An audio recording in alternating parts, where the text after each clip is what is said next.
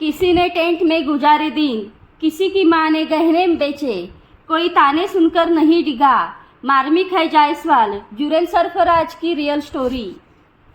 Team India ने England के खिलाफ राजकोट टेस्ट में 434 रनों से जीत हासिल की। राजकोट टेस्ट में मैच में भारतीय टीम की यादगार जीत में 3 युवा खिलाड़ियों का अहम रोल रहा। ये 3 खिलाड़ी हैं यशस्वी जायसवाल, सरफराज खान और विकेटकीपर ध्रुव जुरेल। भारतीय टीम ने इंग्लैंड के खिलाफ राजकोट टेस्ट में 434 रनों से अभूतपूर्व जीत हासिल की। टीम इंडिया की टेस्ट इतिहास में यह सबसे बड़ी जीत रही। इस जीत के साथ ही उसने 5 मैचों की टेस्ट सीरीज में 2-1 की बढ़त बना ली। दोनों टीमों के बीच सीरीज का चौथा मुकाबला 23 फरवरी से रांची में खेला जाएगा। राजकोट टेस्ट में भारतीय टीम की जीत में 3 नवोदित खिलाड़ियों का अहम रोल रहा। ये 3 खिलाड़ी हैं यशस्वी जायसवाल, सरफराज खान और विकेटकीपर ध्रुव जुरेल। यशस्वी ने जहां डबल सेंचुरी जड़कर अंग्रेजों के होश उड़ा दिए, वहीं सरफराज ने डेब्यू टेस्ट मैच की दोनों पारियों में जोरदार अर्धशतक जमाए। जुरेल ने भी अपने डेब्यू पर 46 रनों की उपयोगी पारी खेलकर प्रभावित किया। देखा जाए तो यशस्वी जायसवाल, सरफराज खान और ध्रुव जुरेल का टीम इंडिया तक पहुंचने का सफर आसान नहीं रहा। आइए नजर डालते हैं यशस्वी, सरफराज और जुरेल के क्रिकेट संघर्ष पर। भदोही से मुंबई पहुंचे यशस्वी जायसवाल की कहानी बेहद मार्मिक है। उन्होंने डेयरी में काम किया और गोलगप्पे भी बेचे। यूपी के भदोही में 28 दिसंबर 2001 को जन्म में यशस्वी 12 साल की उम्र में मुंबई पहुंचे और आज़ाद मैदान में क्रिकेट की ABCD सीखी। यहाँ वह मुस्लिम यूनाइटेड क्लब के संपर्क के कोच इमरान सिंह के संपर्क में आए। कोच इमरान ने उनसे कहा कि अगर मैच में परफॉर्म किया तो उसे टेंट में रहने को मिलेगा। आज़ाद मैदान को अपना संघर्ष स्थल बना चुके यशस्वी पर एक दिन कोच ज्वाला सिंह की नज़र गई।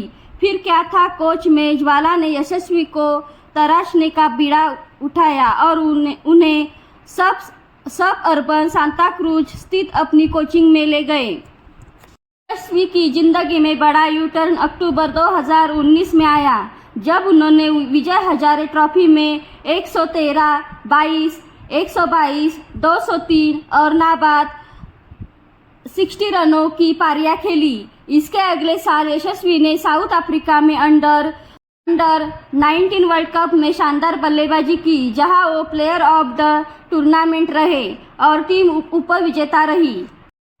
आइए जानते हैं अब ध्रुव जुरेल की कहानी। ध्रुव जुरेल के पिता नेम सिंह जुरेल कारगिल युद्ध लड़ चुके हैं। ध्रुव अपने पिता की तरह सेना में जाना चाहते थे।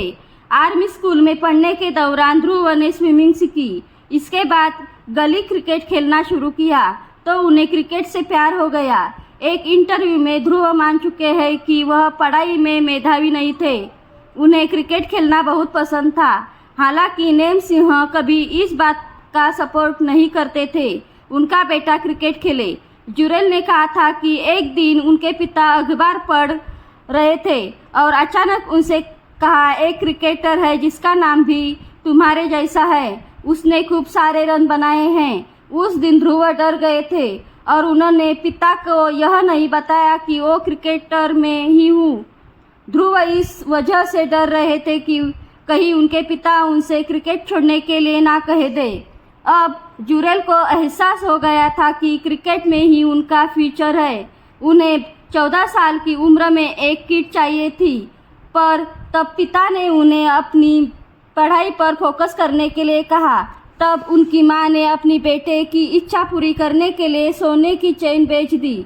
जुरेल ने तब यह भी बताया था कि उनको कश्मीर विलो का बैट खरीदना था, जो तब लगभग 1500 या 2000 रुपये का था। यह भी उनके लिए महंगा था, पर पिता ने बैट खरीद लिया। लेकिन जब पूरे किटबैक की बात आई तो वो रेंज से बाहर हो गई। इसके बाद ध्रुव ने खुद को बाथरूम में बंद कर लिया और घर वालों को धमकी दी कि अगर उन्होंने क्रिकेट किट नहीं दिलवाई तो वो भाग जाएंगे। इससे उनकी मां भावुक हो गई और उन्होंने अपनी सोने की चेन मेरे पिता को दे दी और उनसे कहा कि इसे बेचकर इसको किट दिलवा दो। तब वो बहुत खुश हो गए थे। हालांकि बड़ा होने पर जुरेल को एहसास हुआ कि उनका बलिदान कितना बड़ा था। इस इंटरव्यू में उन्होंने माना कि पापा को ब्लैकमेल करने का उन्हें पछतावा हुआ था। 26 साल के सरफराज खान की कहानी भी काफ़ी प्रेरणादायी है। ऐसा कभी कभार ही देखा जाता है कि लगभग 70 का औसत रखने वाले बल्लेबाज को पहला टेस्ट मैच खेलने से पहले 45 फर्स्ट क्लास मुकाबले खेलने पड़े हो। यानी सरफराज के करियर में चीज़ें आसानी से नहीं हुई है और उन्हें नेशनल कॉल अप के लिए काफ़ी इंतज़ार करना पड़ा। यहाँ तक कहा गया कि सरफराज का वजन ज़्यादा है, इसलिए उन्हें नहीं चुना जाता है। घरेलू क्रिकेट से लेकर आईपीएल तक में उनके शरीर को लेकर बहुत मजाक बनाया गया। किसी भी युवा के लिए इस तरह से ट्रोल किया जाना मानसिक तौर पर खतरनाक होता है, लेकिन सरफराज खुद पर काम करते रहे और आखिरी में यह साबित करने में सफल रहे कि स्लिम ट्रिम दिखना ही फिटनेस नहीं होता है। शरीर की बनावट काफ़ी फिटनेस में अहम रोल होता है। सरफराज उत्तर प्रदेश के आजमगढ़ से ताल्लुक़ रखते हैं, हालांकि वह मुंबई में ही रहते हैं। सरफराज के पिता नौशाद ने अपने बच्चों के करियर को संवारने खातिर मुंबई में ही बसने का फैसला किया था। सरफराज अपनी फैमिली के साथ कुर्ला में टैक्सीमैन कॉलोनी में रहते हैं। नौशाद अपने तीनों बेटे सरफराज खान, मुशीर खान और मोइन खान को खुद ही ट्रेनिंग देते हैं। नौशाद अपने गांव से कई बच्चों को लेकर मुंबई लाए और उन्हें क्रिकेट के गुर सिखाया। वह इकबाल अब्दुल्ला और कामरान खान जैसे स्टार खिलाड़ियों के कोच रह चुके हैं।